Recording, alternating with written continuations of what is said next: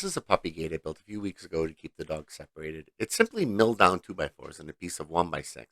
The dowels are there for decorative touch, and the stain on the top matches the countertop I created in the kitchen. This created a lot of scrap wood that I've been meaning to use, so this is a scrap wood challenge video. I'm not a stranger to scrap wood, and a lot of it ends up in the fire pit outside, but I wanted to do something with the runoffs that made a little bit more sense.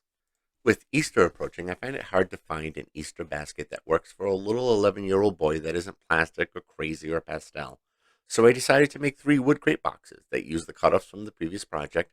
There were so many cutoffs. These were the ends of the 2x4s. These were the thicker leftover edges. And these were just some random 2x4s that I'll use to make up the corner piece that make up the mini wooden crates. I plan on stacking them to give them a higher effect and make it look like there's a lot more. The coffee's good. Let's get to making something and being creative. But first, my ninja/drum expo. I don't know what I was going for here. I was going to put a beatbox in, but I can't do that. So we'll just go with ninja. My mad super ninja skills. The first thing we're going to need to do is mill down these 2x4s. The width really isn't important as these are just some rough crates. I settled on a 1-inch square corner piece, so we're milling to 1 inch by 1 inch on both sides. The total size of a 2x4 is actually 3.5 inches by 1.5 inches. So it's really easy to get 1x1 pieces out of this particular stock.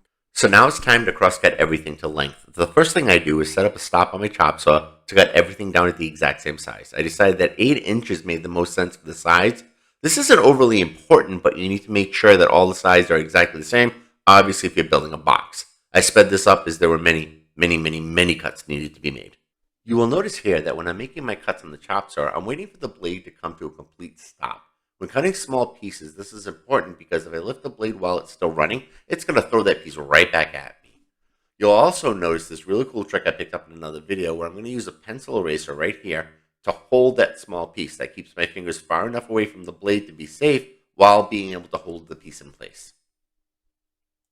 Now with all my pieces cut, it was time to figure out what I wanted this thing to look like. I mean, it's a crate box, so it wasn't complicated. I just needed to figure out the spacing, some staples, and some glue. Epic fail. At this point, I realized that the camera really wasn't pointing it where it needed to be, and the other video camera I had wasn't recording at all. I've got to get better at this. So I'm putting it together basically with some staples and some glue. I apologize for not having the finished product, but let's go ahead and take a look at how it came out. Not overly complicated.